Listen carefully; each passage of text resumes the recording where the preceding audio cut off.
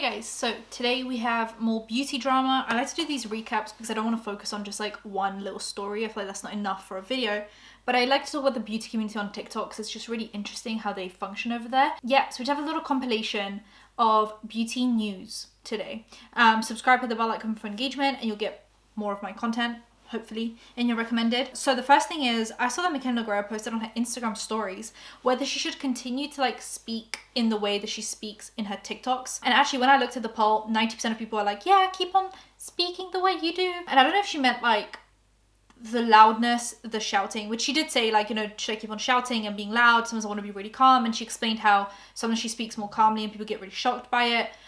But when she speaks more calmly, it's almost like her accent goes away as well. Obviously, there still is an accent there, but she's not like Kim Kardashian, you know? She's just more, there's less, which is probably the way she speaks naturally. So this does kind of prove that she does put on the accent for fun, I guess, for engagement and comments. But it is just something about her that, like, if you're going to the extremes of faking your accent to get more engagement, are you okay? Like, is everything okay? But yeah, she posted that. And she recently did an ad read. Well, right now it doesn't even have the paid partnership thing on it. And she's just tagged the brand. But she doesn't verbally say it's an ad. But there's clearly a script that she's following. So I'm not sure what's going on. But allegedly something. I don't know. And it's with like a microscope and stuff. But it's like so scripted. You guys let me know what you think. Because right now there's not even that like paid partnership little tag. Let alone a verbal disclosure. Which we know that she can do a verbal disclosure because she did it recently with L'Oreal hair. So she's capable of it. She's able to do it when a brand forces her to. But for some reason, she didn't feel the need to do that here, even though it's very scripted, allegedly. So let me know what you guys think. Do you think this is sponsored or not? Because right now, the screenshot was taken as I was downloading this video. Nothing on there about whether it's sponsored or not. Wait, you're telling me that that is what my skin looks like up close? Ew. That is disgusting. I've seen what I needed to see. By the way, did you know the face has 20,000 pores? That's 20,000 pores that you need to clean. I've had this makeup on for 12 plus hours. I'm ready to take it off. I'm gonna use the Rock Barrier Renew Gel to Foam Cleanser. It's like night and day. The difference is crazy. It's so much cleaner. Rock Barrier Renew. Don't neglect the 20,000 pores on your face. This is apparently the cleanser that she like loves. And the thing is, we're allowed to like more than one product. I can tell you that like this lipstick is my favorite lipstick of all time, but I'll still use other lipsticks and speak highly of other lipsticks, right? So she's allowed to like more than one cleanser, but she recently clearly wanted a Rhode Hailey Bieber repost or a sponsorship or something because she posted a whole dedicated TikTok to just Rhode's cleanser. Just for Hailey Bieber, if you're not Hailey Bieber, keep scrolling. Your new cleanser is so f***ing good. And bear in mind, I love Rhode. Rhode is one of my favorite skincare brands of all time. I genuinely think it's amazing. It's perfect. That cleanser is beautiful. Okay, but we know what Mikayla wants when she posts this kind of content. And to then do obviously this undisclosed sponsorship with this other cleanser brand she's never spoken of, when literally a week ago she was like, this is the best cleanser of all time. It's just very Mikayla to do that. And Rhode did actually end up reposting her on Instagram in the reels. And people are saying like, I'm unfollowing Rhode. Why would you repost her? She's a liar, which I agree with all of that. It's not very on brand for Rhode to repost someone like Mikayla. First of all, with like the lack of authenticity, the filters, like the very not minimalist way of being. And that's nothing against her. It's just kind of like, they just don't seem to go well together. And also, if you have anyone on your PR team who's well versed in the social media sphere, they would tell you Mikayla's not who you want to repost on your pages as someone who's vouching for your brand, because then no one's going to think your brand's good. And that's what basically the comments were saying. And I see that anytime a brand reposts Mikayla, I see the same comments saying, I'm following, I don't trust you guys anymore. If you think this is going to make me buy your products more, it's not. But I'm here to say Rhode is one of the best skincare brands of all time. It's a beautiful, minimalist, not over the top skincare line. The only thing I usually add in is an eye cream and a retinol, okay? Other than that, the brand is perfect. And I see that they're constantly releasing new products, but like curated, well thought out products where it doesn't overcrowd your skincare routine. And she has actually spoken about that in past interviews, where she doesn't want it to be like you go on the website and there's 5 different moisturizers and 6 cleansers and you don't know what to buy. Like, there's basically one of everything except for the lip balms, because then she releases different tints and different scents, which I think is an easy way to get more money, because obviously brands need to scale. But other than that, she just got a very curated skincare routine and it's perfect. I just needed to release an eye cream and a retinol. That's what I want. I don't want anything else. I was just perusing and I saw that Mikayla Nogueira posted on her Instagram story that this is her skincare routine, and she said skincare routine's so on point lately, and she tags Rhode and Charlotte Tilbury, Dermalogica, you know, Dolce Glow, Crave Beauty. So these are clearly the brands that she wants us to see that she's using. I told you guys about the sponsorship that she did for this brand with the microscope, and she's like, this has saved my skin, my pores, and like realistically, cleansers are an important part of your routine, but they won't make as much of a difference as, say, an exfoliator, right? So like these pores couldn't have just changed over one use. What she did was she put the microscope on her skin when it's dirty, and then she used the cleanser. Her skin wasn't dirty anymore. And that's really that. It's not some kind of a revolutionary thing. It's a cleanser. You know what I mean? A cleanser can be good, a cleanser can be bad. But a cleanser at the end of the day just cleanses. So I went through because I wanted to see what was going on. Okay, and I went on her account. Of course, it's almost like I sense it. I've got like spidey senses now. So 14 hours ago, she posted another review of a new cleanser that she loves. It's the 3rd cleanser now, okay? So we've got the Miracle Clear by Rao Miracle Clear Line. And this is what she says in this video, okay? I have spoken about Real Skincare again and again and again and again. I have never been more consistent with a skincare product in my life. I have this on auto subscribe. Like, I'm getting it sent to me every month. This completely transformed not just me, but also my husband's skin. He doesn't have acne anymore. I don't know if you noticed. Her 20,000 Pores ROC Rock Skincare Barrier Renew Cleanser was 5 days ago. So this is her new favorite cleanser now. Coincidentally, because she's sponsored by them, okay? Now her Rhode cleanser was only last month. So exactly a month and 1 day ago. Okay, so that's now 3 cleansers in 1 month. That are her favorite top cleanser. You can't even really finish a cleanser in 1 month. So, and the thing is, you're allowed to like more than one cleanser at the same time. It is just like, this is the new best thing in the world. And then I noticed people under the newest sponsorship she did were like, do you not use Dermalogica anymore? So I went back to Dermalogica, and on the 20th of December 2023, which is only really like 3 months ago, she said current skincare routine, and in that she emphasizes like, I will never let my skin get so bad. This is my perfect skincare routine. It is not sponsored. I buy these products myself all the time, and the whole skincare routine is Dermalogica. My skin looks the best it has my whole life. I have to remind you, I will never let my skin get like this again. Never.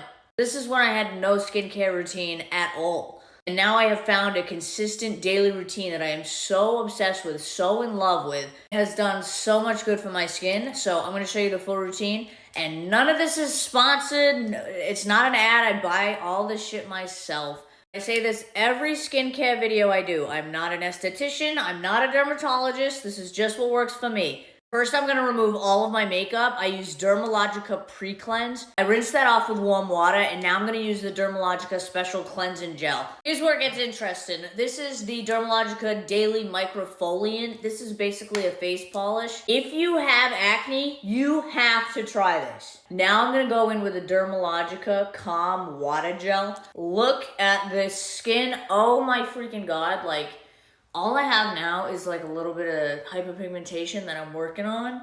And anytime I get a blemish, I do not pick it. I immediately put a Hero Cosmetics Mighty Patch. Immediately. Right. Okay. So, I just want you guys to understand that you should not take advice from Mikayla Nogueira. You should not buy anything that she is recommending. You should not listen to her. Always double check with someone else. I don't know why anyone would even watch her content anymore. I don't understand. I don't get it. But if you want your money to just like fly over your hands and burn in flames, sure, keep on watching her content. In my personal opinion, you should never, ever, ever take her advice on anything, her recommendations on absolutely anything. I'm so angry today. I think it's because I'm on my period. So before I say too many mean things, I'm actually going to log out and I'm going to keep on editing this video. So anyway, bye guys. She recently also did a Refi mascara review, and I really want to try that mascara, not because of her review. And she did it with false lash on, but this time she's actually not lying about it, right? She had a false lash on and she still wanted to try this mascara because I guess she saw that it was going viral. So she just used it on her lower lashes as if that is going to show me what this mascara looks like. And then she makes some innuendos about like it looking like a penis. And it was just, I don't know how she has this many followers, and I mean this respectfully, because as a makeup reviewer, this was the worst makeup review of a mascara I've ever seen in my life. It was useless. You had falsies on, so instead of doing a L'Oreal, she just put on her lower lashes and then showed nothing, basically. It's so, I don't know, are people just watching her for like the entertainment value and they don't actually care about the review aspect of things? This is the strangest mascara I have ever seen. Look at that. Oh man, this brings back some bad memories in the bedroom. I don't even want to talk about it. This is a new mascara from Refi. It is called Lash Sculpt. It's supposed to be insanely perfect for your bottom lashes. I mean, I think it's pretty innovative. The wand itself actually looks like dry. Like, it doesn't really look like there's much on it. Okay, let's see how user-friendly this thing is. So apparently, it'll just hug the bottom lashes, do a little shimmy, and then pull it down. Okay, it's given something. I don't like this. Just like I didn't like that shit in the bedroom, I don't like it. Listen, usually you wouldn't hear this coming out of my mouth, but this is too long. It's too long. It does give a pretty under-eye lash effect, but to me, it just feels kind of uncomfortable to use. It's kind of had, and it just, I don't know. It's not for me. I just kind of want to do a side-by-side. This is Tat's new, like, tubing mascara.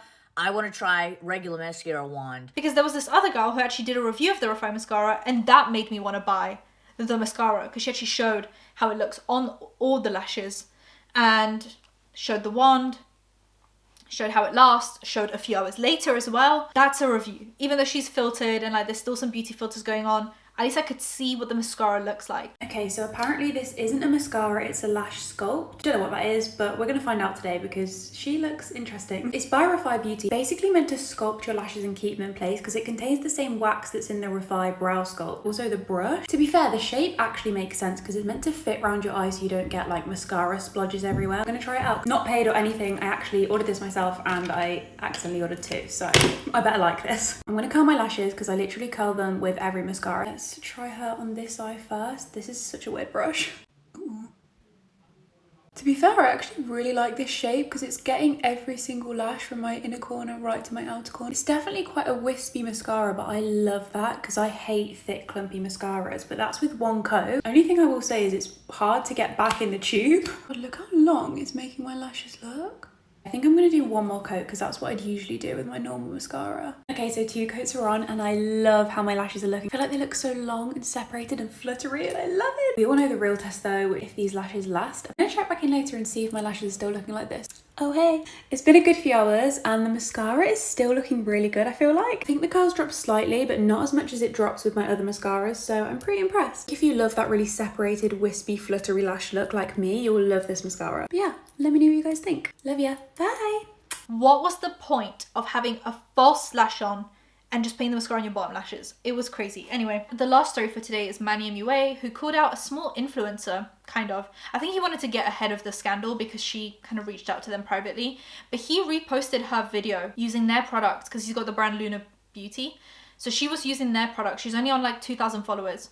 And he reposted her on the Luna Beauty Instagram in a reel, and he basically just gave her some credit but like didn't ask for permission to post her reel, and she asked him to take it down because she didn't give them permission to post it, which I think he was very shocked by because people tend to not do that. And he posted this TikTok basically being like, building relationships with brands is so much more important than a quick buck. You don't have to get paid for everything. I've been in this industry for a long time. You have to basically like do some things for free just for the sake of like building a relationship. This video is for micro-influencers and micro-influencers only, and anyone trying to become a creator. Recently, I had this experience with my brand, and I thought it'd be really interesting to talk about this because I have one foot in each world. I'm a creator. I've been doing beauty content for 11 years. I also have my own indie brand called Lunar Beauty, so I am on the CEO brand world as well. Recently, it came to my attention that my brand had reposted someone's reel onto our brand page on Instagram, and that creator was very unhappy about it. Which I can absolutely understand. I already told my social girl, I'm like, girl, you gotta ask people's permission to repost their stuff. That's a conversation I had internally, and now everything should be good. CEO of Lunar Beauty, Manny, is like, absolutely. I took it down myself. I said, you know what? big misunderstanding. But creator Manny has a different opinion. So let me just say that a lot of this business is built on connections. Sometimes those connections mean more than a check, or it will lead to a check, to a bag in some capacity. And getting your face out there when you're first starting out can be really, really beneficial. For example, this creator, she had less than 2,000 followers, right? Which is nothing to scoff at, you know, like that's hard to get in this economy. It's hard to get. You know, my brand page has over 400,000 followers. Sometimes it really is worth to get your face out there, get your content out there, get shown to a makeup audience to potentially grow from there. It really is about kind of picking your battles. You know what I'm saying? Like if a brand takes your content, puts it on TikTok, puts paid ad behind it, babe, battle. Okay? Like that's crazy. That's insane. But if a brand reposts your post, gives you proper credit, you know, it's not a bad thing. It really isn't. Back then, when I was a micro creator, I would tag every brand under the sun because I wanted to be seen. I wanted my content to be out there. I wanted them to share me, to make connections, to repost me. And she responds in a stitch and is like, me and you are not the same. Like, I don't have the same end goals as you. I don't want to build relationships with brands. I don't want to be besties with the CEO.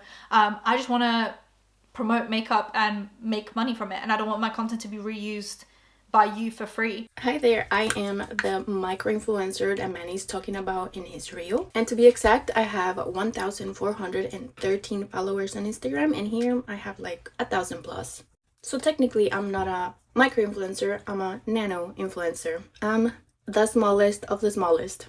I don't even like the title influencer. I like it more if you call me a content creator. And like Manny said, Lunar Beauty reposted me to their feed about 2 weeks ago. I've been following Manny since 2014, 2013, somewhere around there. So I've been a fan for a long time. I love his makeup. I love everything he puts out. His makeup is really, really nice. So I cannot complain about that. So how exciting that a brand that I love from a influencer that I've been following for such a long time, they reposted my content. The only problem is that they did not ask for permission to repost it. What Manny didn't tell you is that I did try many times to reach out to the brand, have a conversation. I was not asking for payment right off the bat. That's not how it happened. I would have been happy to get reposted without compensation. I honestly am not here mainly to make money. This is not something that I do for a living. I really just wanted to have a conversation. I've been tagging the brand for years. Ever since Manny came out with his brand, I have been reposted by brands bigger than Manny, smaller than Manny, and they have all asked for permission. I think that is a basic 101 social media etiquette. What made this truly bothersome was that after many attempts to reach out, they left me on red. On top of that, what really was bothering me is that the post was made shoppable. Here in this video, he went on and talked about making connections, make relationships with the brands, but how can I make a connection with a brand that leaves me on red many times?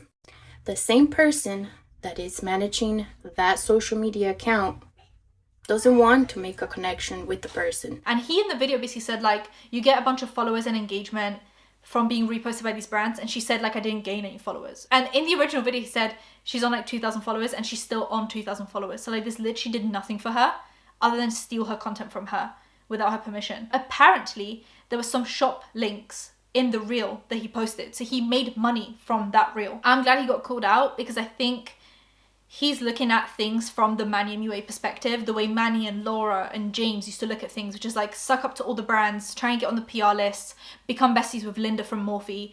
But some people don't want that. Like some people just want to post content and be able to make money from their own content and not have other people put shop links on their content that they didn't have permission to post. I think everyone's just got different outlooks on that career, and I think he was just being very like, I don't know, it just gave me very like weird, I've been in this industry for longer and I know better and you should take my advice because I do it so good. It's like, if you do it so good, why were you in one of the biggest cancellations of all time in the beauty industry? Anyway, subscribe, hit the bell icon for engagement. I'll see you guys in my next one. Bye guys.